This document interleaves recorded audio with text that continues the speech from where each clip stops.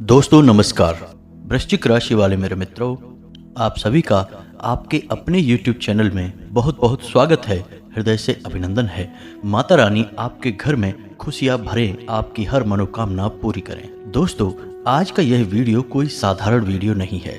इस वीडियो में जो बातें हम आपके जीवन के बारे में आपको बताने जा रहे हैं, वे आपके जीवन के लिए बेहद ही आवश्यक है, सजीवन बूटी के समान हैं। ऐसा हम इसलिए कह रहे हैं क्योंकि हम लंबे समय से आपकी राशि का अध्ययन कर रहे हैं और हमें अच्छी तरह से पता है कि आपके जीवन में किस प्रकार की परिस्थितियां बन चुकी हैं और अब आपको किस चीज़ की सबसे अधिक आवश्यकता है। तो ऐसे में इस वीडियो को अधूरा छोड़ना या फिर बीच में ही छोड़कर चले जाना आपके लिए एक बहुत ही खतरनाक निर्णय होगा। जी हाँ दोस्तों, हमने आपकी राशि के ग्रहों का पूर्ण रूप से आकलन किया है, अच्छी तरह से अध्ययन किया है और उन्हीं के आधार पर हम आपको यह भी बताएंगे कि आज के इस समय में आपको कौन से कार्य करने बेहद जरूरी हैं और कौन से कार्य ऐसे हैं जिनसे आपको पूरी तरह से दूरी बना लेनी है, यानी कि उनसे दूर रहना है। साथ ही साथ दोस्तों, हम आपको जो एक महाविद्या, एक महा उपाय बताने जा रहे हैं, वह इतना शक्तिशाली है कि आपकी हर एक मनोकामना पूरी कर सकता है।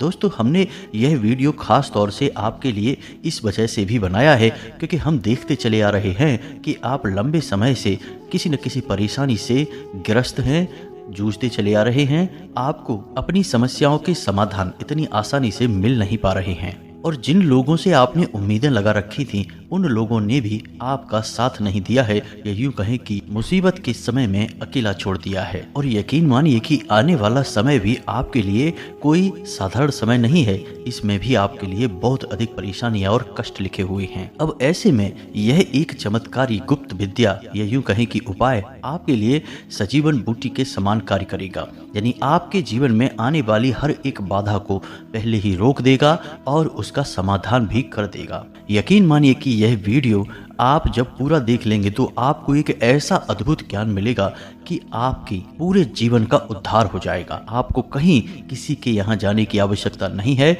आप स्वयं अपने भाग्य के निर्माता बन जाएंगे, इस बात की हम गारंटी देते हैं। तो चलिए बिना समय गवाए आज के इस वीडियो को प्रारंभ करते हैं। लेकिन इससे पहले आपको बता दें कि जिन लोगों ने अपना नाम और अपनी स्थान के बारे में कमेंट बॉक्स में लिख कर दिया था, हमने माता रानी के हवन में उनके नाम से आहुतियां करवा दी हैं।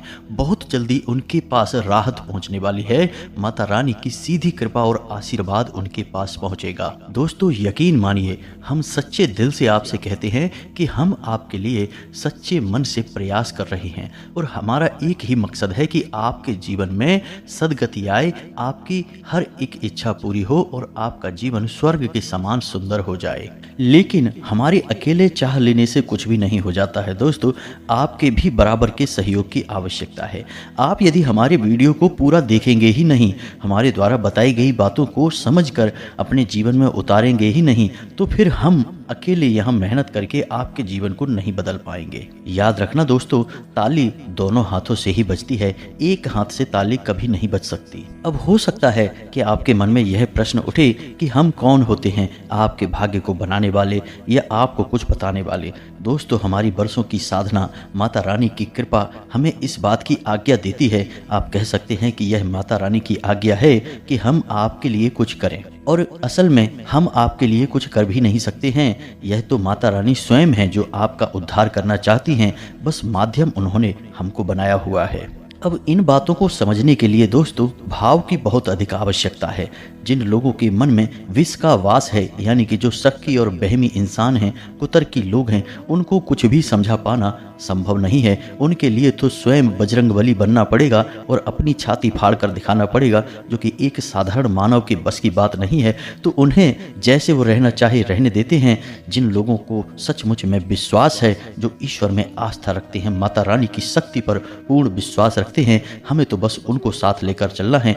यदि हमारे प्रयास से कुछ 100 लोगों के जीवन में भी बदलाव आ जाता है तो हम समझ लेंगे कि हमारी माता रानी के लिए भक्ति सफल हो गई है और माता रानी का आदेश भी हमने पूरा कर दिया है दोस्तों।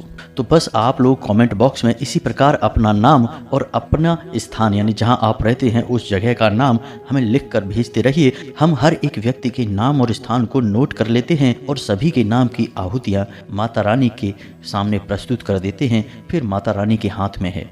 दोस्तों बस हम आपसे यह और चाहेंगे कि आप पूरे भक्ति भाव से माता को पूरी श्रद्धा के साथ याद करते हुए कमेंट बॉक्स में एक बार नहीं 3 बार अवश्य लिखना, जय माँ भद्रकाली कृपा करो, जय माँ भद्रकाली रक्षा करो। माता रानी निश्चित तौर पर आपके ऊपर अपनी कृपा बरसाएंगी। चलिए दोस्तों आगे बढ़ते हैं। दोस्तों यकीन मानिए कि इंसान चाहे कितना ही प्रयास कर ले, लेकिन ग्रहों की चाल और उसके पुरखे पूर्वजों का आशीर्वाद हमेशा या तो उसका सहायक बनता है या फिर उसकी राह का बाधक बनता है। इस बात को साबित करने के लिए हम आपको एक छोटी सी कहानी सुनाते हैं।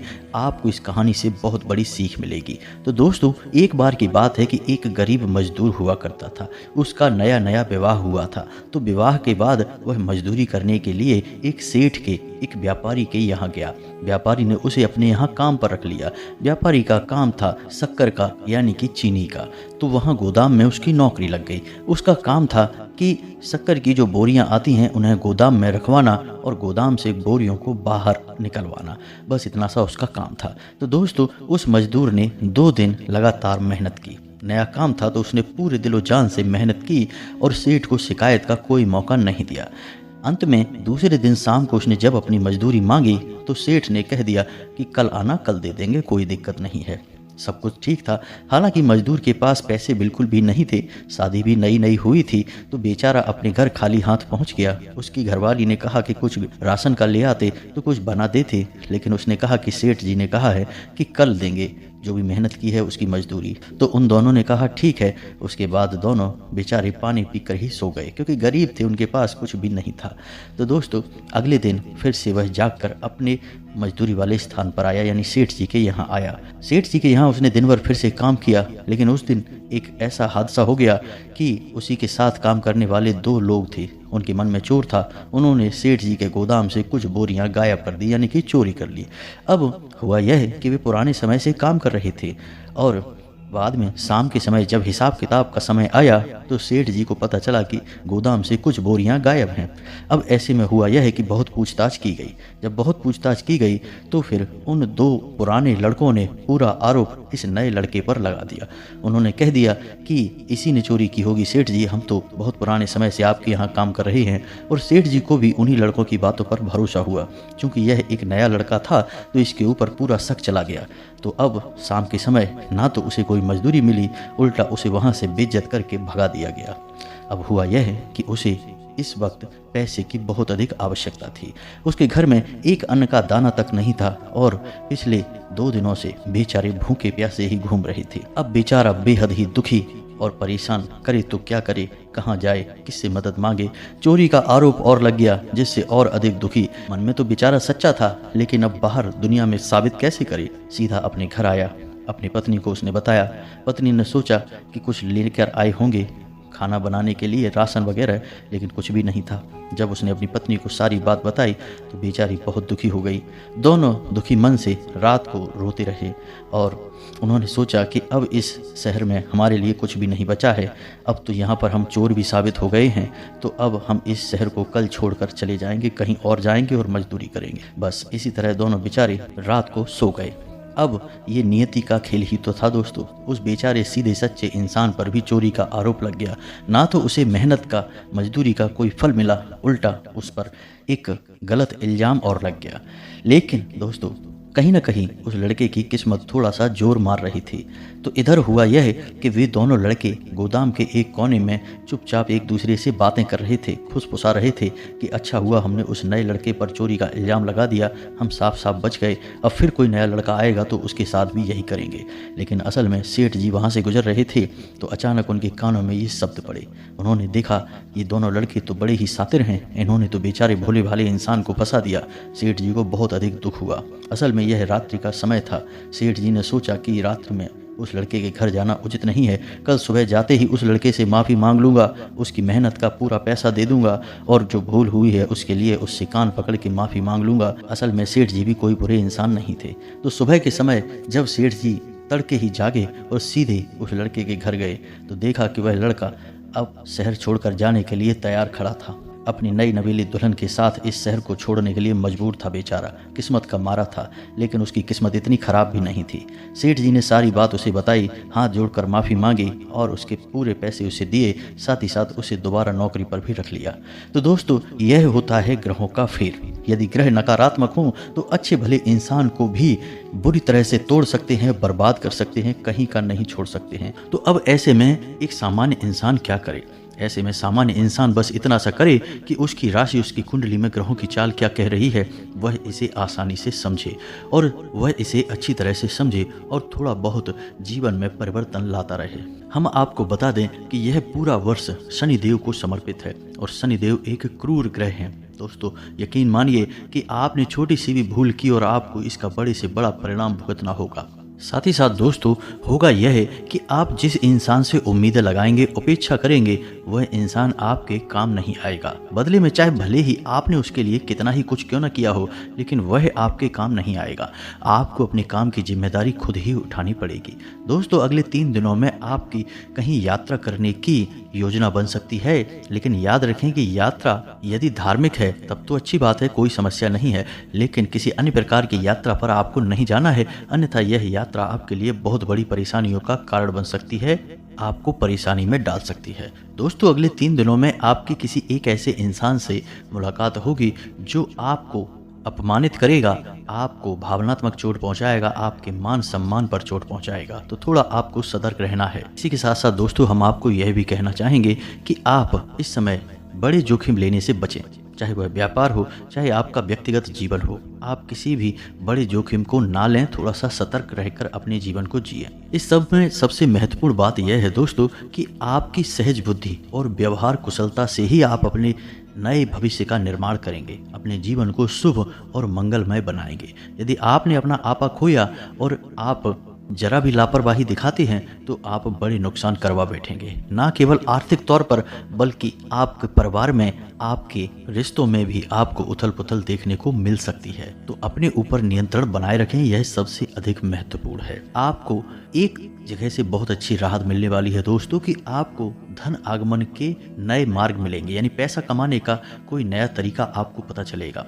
रुका हुआ पैसा भी आपको प्राप्त हो जाएगा। कहीं आपका पैसा अटक गया था, फंस गया था, कहीं उधार वगैरह दे दिया था और वह मिल नहीं पा रहा था, तो वह सब भी आपको मिल जाएगा। परेशान होने की कोई आवश्यकता नहीं है, यह आपके लिए एक बड़ी राहत है। अब यदि आप अपने क्रोध पर, अपने व्यवहार पर नियंत्रण रखते हैं, वाणी पर नियंत्रण रखते हैं, तो आपके परिवार का माहौल भी बहुत ही मीठा रहेगा, बहुत ही अच्छा रहेगा। आपको अपने परिवार के साथ समय बिताने में आनंद की अनुभूति होगी। बस पुरानी बातों को आपको उखाड़ना नहीं है और पुरानी बातों पर बिल्कुल भी विचार नहीं करना है। रिश्तों की नई शुरुआत करें। यदि किसी से थोड़ी बहुत बिगड़ी हुई भी है तब भी उसे नज़रअंदाज करके आगे बढ़ें और छोटी छोटी बातों को अपने दिल से ना लगाएं। तो दोस्तों, ये तो थी आपके जीवन से जुड़ी हुई कुछ जरूरी बातें। इन सब के बीच दोस्तों, हम आपको बताएं कि एक सबसे बड़ा आपके लिए सौभाग्य निर्माता कार्य है जो आपको अवश्य करना चाहिए। जी हाँ दोस्तों, आपकी राशि के जातकों के लिए यह रामबाण के अनुसार है। फिर हम आपको एक बहुत ही ताकतवर, शक्तिशाली उपाय या फिर साधना के बारे में बताएंगे जिससे आप अपनी कोई भी मनोकामना पूरी करवा सकते हैं। जी हाँ दोस्तों, कोई भी मनोकामना। हम बार बार आपको कह रहे हैं, यह उपाय बेहद ही शक्तिशाली है। थोड़ा लंबा अवश्य है, थोड़ी सी मेहनत अवश्य लगती है, लेकिन यदि आप थोड़ा सा मेहनत करेंगे तो बहुत कुछ आपको मिलेगा भी। तो अभी फिलहाल बात करते हैं एक छोटा सा रामबाण उपाय जो आपको हमेशा करना चाहिए। दोस्तों, आपको मौका यदि मिले तो दान अवश्य करना चाहिए। अब आप दान कैसा करेंगे यह समझिए। जैसे कि आपसे कोई भोजन मांगता है, आप कहीं बाजार में हैं या फिर आप घर पर ही हैं, कोई आपसे भोजन मांगने आया है, कोई भिखारी आया है, तो इस मौके को आप बिल्कुल भी ना चूकें। अब जब आप उसे भोजन करा दें तो एक बार भोजन कराने के बाद आप उसे थोड़ा बहुत धन भी अवश्य दान करें। जी हाँ दोस्तों, अन्न और धन दोनों का मिला जुला दान आपके लिए बेहद ही आवश्यक है। दोस्तों, यकीन मानिए कि यदि आपने आज अन्न का और धन का एक साथ दान कर दिया तो मात्र 7 दिनों के अंदर आपको इतनी अच्छी और शुभ खबरें देखने को मिलेंगी जैसी कि आपने सपने में भी कभी सोची नहीं थी। यानी कि हर एक बिगड़ा काम बन जाएगा, रुकावटें आ रही थी तो काम में गति आ जाएगी, और जो बड़ी परेशानियां हैं, उलझने हैं, जिनके समाधान आपको नहीं मिल पा रहे हैं, उनके समाधान मिलने शुरू हो जाएंगे। अच्छा दोस्तों, चमत्कारी उपाय है, इसे आप जब तब करते रहिए। लेकिन दोस्तों एक बात हम आपको बता दें कि यह आप अपनी तरफ से कभी नहीं कर पाएंगे, इसमें भी ईश्वर की मर्जी शामिल होगी। यानी कि आप ऐसे ही किसी को चलते फिरते तो खाना और भोजन दे नहीं देंगे। अब इसके लिए कोई आपके सामने स्वयं से बढ़कर आना चाहिए। जी हाँ दोस्तों, तब जो आप देंगे वही होगा सर्वोत्तम दान। तो यह तो हो गया एक ऐसा तरीका जिससे आप अपनी किस्मत को चमकाते रहेंगे। जब भी मौका लगेगा बिल्कुल इसे करने से पीछे ना हटे दोस्तों। अब बात करते हैं उस महाशक्तिशाली, बेहद ही गुप्त और कारगर उपाय के बारे में, या यूं कहें कि साधना विधि के बारे में। दोस्तों यह साधना विधि इतनी शक्तिशाली है कि यदि आपने इसे 21 दिन तक कर लिया, असल में यह 21 दिन का उपाय है, तो यदि आपने इसे 21 दिन तक पूरे भाव के साथ, पूरे नियम संयम के साथ कर लिया तो आप जो चाहें वो हासिल कर सकती हैं। आपकी हर मनोकामना पूरी हो सकती है। हम लिख कर दे सकते हैं जिसने भी यह उपाय किया है उसका बड़े से बड़ा काम बन गया है, बिगड़े से बिगड़ा काम भी उसका बन चुका है। जी हाँ दोस्तों, तो अब ध्यान से सुने, हम आपको क्या बताने जा रहे हैं। थोड़ा सा गौर से इन चीज़ों को समझने का प्रयास करें। जो चीज़ें आपको समझ में ना आए उन्हें आप नोट कर सकते हैं, दोबारा से सुन सकते हैं। तो ध्यान से सुने, यह उपाय हनुमान जी के बारे में है। अब हनुमान जी के बारे में कुछ चीज़ें बहुत मशहूर हैं, और वे क्या हैं, ध्यान से सुने। पहली चीज़ तो यह है कि हनुमान जी बहुत जल्दी सिद्ध हो जाते हैं, प्रसन्न हो जाते हैं। सिद्ध होने का मतलब प्रसन्न हो जाना। तो हनुमान जी बहुत जल्दी प्रसन्न हो जाते हैं। यदि कोई सच्चे मन से मात्र एक बार भी हनुमान जी को याद करे, चालीसा पढ़े, तो वह बहुत जल्दी उससे प्रसन्न हो जाते हैं। यह छोटी सी बात है जो हनुमान जी के बारे में बहुत अधिक मशहूर है। इसीलिए आपने देखा होगा कि किसी भी स्थान पर, किसी भी जगह पर सबसे अधिक मंदिर हनुमान जी के ही देखने को मिलते हैं, क्योंकि वे सबकी मनोकामना तुरंत पूरी कर देते हैं, सुन लेते हैं। बस भाव जरूरी है। यहाँ पर यही एक चाबी है, हनुमान जी तक पहुँचने का रास्ता है, भाव। अब यदि आपके भाव में जरा भी मिलावट होगी, मन में जरा भी शक होगा, जैसा कि हम कहते हैं कि मन में विष का वास होगा, तो फिर हनुमान जी आपसे कभी सिद्ध नहीं होंगे, चाहे कितना ही करिए। अब हनुमान जी एक ऐसे देवता हैं जो अभी भी जीवित हैं, 7 चिरंजीवियों में शामिल हैं। और दूसरा कि हनुमान जी भाव प्रधान देवता हैं। उनका पूरा जीवन चरण आप देखिए कैसा था, समर्पण का भाव उनके जीवन में आपको देखने को मिलेगा। उन्होंने पूरा जीवन केवल सेवा भाव रखा है, प्रभु श्री राम की सेवक और दास के रूप में अपना जीवन बिताया है। हालांकि स्वयं अष्ट सिद्धि नवनिधि के दाता हैं, सब कुछ उनके हाथों में है, सर्वशक्तिमान हैं, फिर भी उन्होंने अपनी शक्ति को कभी भी नाजायज प्रकट नहीं किया है, और अपनी इतनी शक्ति को भी काबू में करके एक दास के रूप में अपना जीवन बिताया है। तो यह एक बड़ी बात है जो आपको अपने दिमाग में रखनी है, भाव मन में बनाकर ही इनकी भक्ति में जाना है। तो अब ध्यान से सुनिए, यह उपाय क्या है। 21 दिन का यह उपाय है, और कैसे करना है इसके बारे में ध्यान से समझिए। दोस्तों इस उपाय के 2 चरण है, एक आपके घर पर पूरा होगा और एक हनुमान जी के मंदिर में। अब ऐसे में आपको ध्यान यह देना है कि आपको सात्विकता के सभी नियमों का पालन करना होगा। यह उपाय मंगलवार से प्रारंभ होगा और मंगलवार पर ही समाप्त होगा। तो अब ध्यान से सुने कि आपको क्या करना है। दोस्तों आपको मंगलवार को शाम के समय यह उपाय जब शुरू करेंगे उस समय हनुमान जी की चौकी लगानी है, यानी कि हनुमान जी की कोई फोटो या तस्वीर लाल रंग के आसन पर स्थापित करनी है। उसके बाद आपको लाल रंग का प्रसाद हनुमान जी को चढ़ाना है और लाल पुष्प चढ़ाने हैं, और उसके बाद हाथ में संकल्प लेकर यह हनुमान जी से बोलना है कि हे प्रभु, हम ऐसी ऐसी मनोकामना पूर्ण करवाना चाहते हैं, आपका साथ चाहते हैं, और इस मनोकामना की पूर्ति के लिए हम 21 दिन के उपाय का संकल्प लेते हैं, और जल को आप हनुमान जी के सामने ही जमीन पर छोड़ दें। यह होगा आपका संकल्प 21 दिन के उपाय का। अब यह उपाय आपका खंडित नहीं होना चाहिए, इस बात की आपको विशेष तौर पर ध्यान रखना है। अब आपको उसी स्थान पर बैठकर 7 बार हनुमान चालीसा का पाठ करना है। जी हाँ दोस्तों, हनुमान चालीसा का 7 बार आप पाठ करने के बाद में आखिरी में बजरंग बाण का पाठ करें। इस प्रकार आपके घर की यह विधि पूर्ण हो जाएगी। अब आपको वहीं से सीधे मंदिर निकल जाना है। मंदिर जाने के लिए आप घर से ही थोड़ा सा गाय का घी और बाती और आटा लेकर जाएं। मंदिर में जाकर आप हनुमान जी के लिए आटे का एक दीपक बनाएं और उसे हनुमान जी के सामने प्रज्वलित करें और वहां पर भी हनुमान जी के सामने आप अपनी मनोकामना बोलें। साथ ही साथ दोस्तों, आप श्री हनुमान रक्षा कवच का भी पाठ करें। यह बेहद ही आवश्यक है और बेहद ही शक्तिशाली है। याद रखें कि हनुमान रक्षा कवच का निर्माण स्वयं प्रभु श्री राम ने किया था। उन्हीं के द्वारा यह लिखा हुआ है और पहली बार उन्होंने ही इसका पाठ भी किया था। इसीलिए यह श्री हनुमान रक्षा कवच हनुमान जी को बेहद प्रिय है। तो इस प्रकार आपकी एक दिन की विधि पूरी हो जाएगी। अब अगले दिन शाम को यानी बुधवार के दिन आपको शाम को यही विधि फिर से दोहरानी है। अपने घर पर 7 बार हनुमान चालीसा का पाठ करें। लाल प्रसाद, लाल पुष्प और लाल आसन पर ही उन्हें स्थापित करें। लेकिन इस बार आपको संकल्प लेने की जरूरत नहीं है। संकल्प आपको एक बार ही लेना है। अब आपको 7 बार हनुमान चालीसा का पाठ घर पर करना है। उसके बाद घर से मंदिर जाना है और मंदिर में आटे के 2 दीपक जलाने हैं और 1 बार हनुमान रक्षा कवच का पाठ करना है। बस इस प्रकार आपका हर दिन एक एक दीपक बढ़ता जाएगा और 11वें दिन आपके 11 दीपक जलेंगे। हनुमान जी के सामने आटे के आपको 11 दीपक जलाने होंगे और 12वें दिन 10 दीपक रह जाएंगे।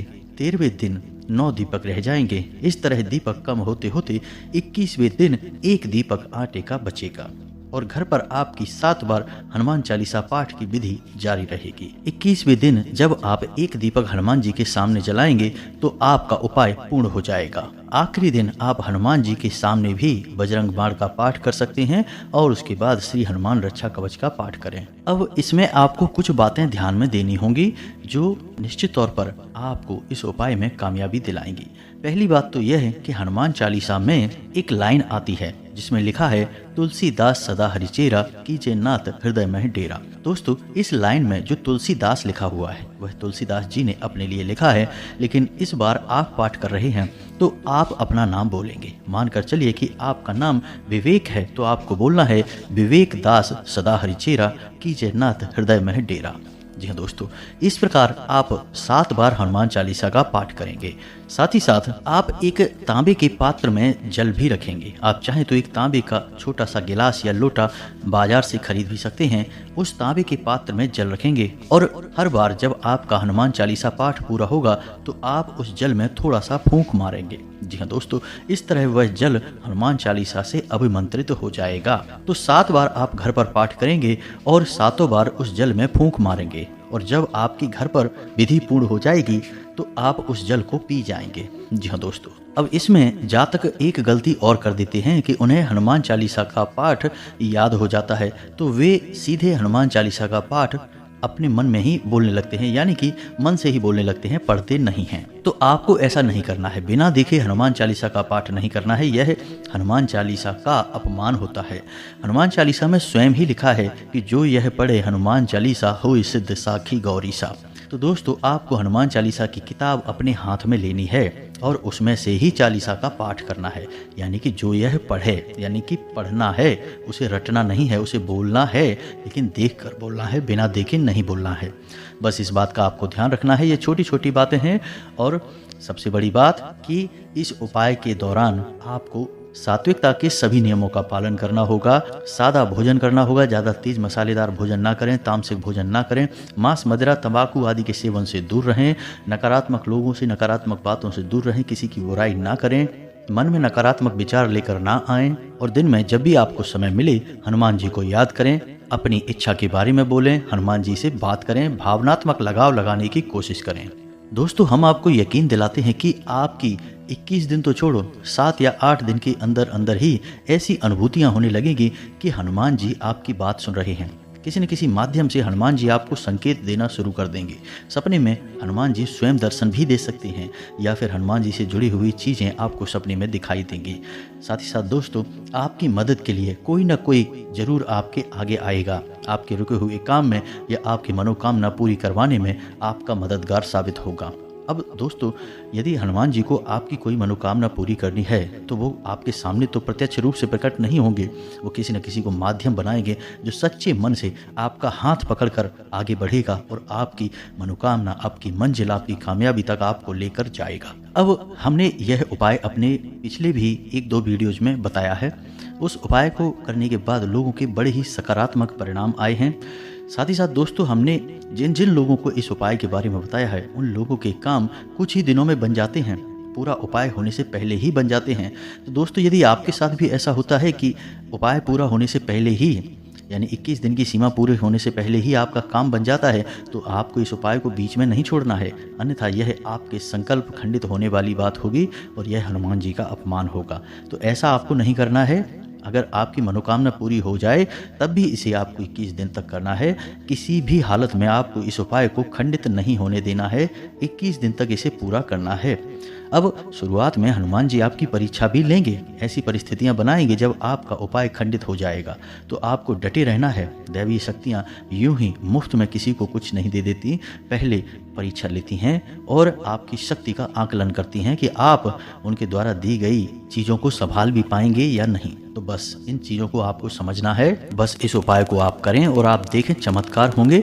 जब भी आप जीवन में फंस जाएं, अटक जाएं, कहीं पर आपको कुछ समझ में ना आए, आपको लगे कि कोई आपका साथ नहीं दे रहा है, अंधेरा ही अंधेरा है, तो बस इस उपाय को कर लें। हनुमान जी आपके सहायक होंगे, आपका हाथ पकड़कर चलेंगे और आपको मुसीबत से बाहर निकालेंगे। इन चीज़ों को आपको विश्वास के साथ अपनाना होगा। मन में विश्वास रखें, विष का वास न रखें। जाते जाते दोस्तों, हम आपको एक बहुत अच्छी सलाह देकर जाते हैं जो आपकी राशि के जातकों के लिए बेहद आवश्यक रहेगी, ना केवल इन दिनों में बल्कि पूरे वर्ष। दोस्तों, आपको मुफ्त में किसी को सलाह नहीं देनी है। आपकी अच्छी सलाह भी लोगों को समझ में नहीं आएगी, पसंद नहीं आएगी, लोग उसका गलत मतलब ही निकालेंगे। आपके पुराने विवाद उठकर खड़े हो सकते हैं, तो पुरानी बातों को बिल्कुल भी याद ना करें और जहां पर पुरानी चर्चाएं होने लगें वहां से आप उठकर चली जाएं, उस जगह को ही छोड़ दें, क्योंकि वहां पर आपका मान हानि होगा, आपके सम्मान में हानि होगी। और सबसे महत्वपूर्ण बात दोस्तों, कि आपको वाहन बड़ी ही सतर्कता के साथ चलाना है। जरा सी लापरवाही बड़ा नुकसान दे सकती है। तो इसी के साथ साथ आज के इस वीडियो को विराम देते हैं। यदि आपको कोई भी प्रश्न उठे मन में तो आप कमेंट करके पूछें, हम आपके प्रश्नों के जवाब देने की पूरी कोशिश करेंगे।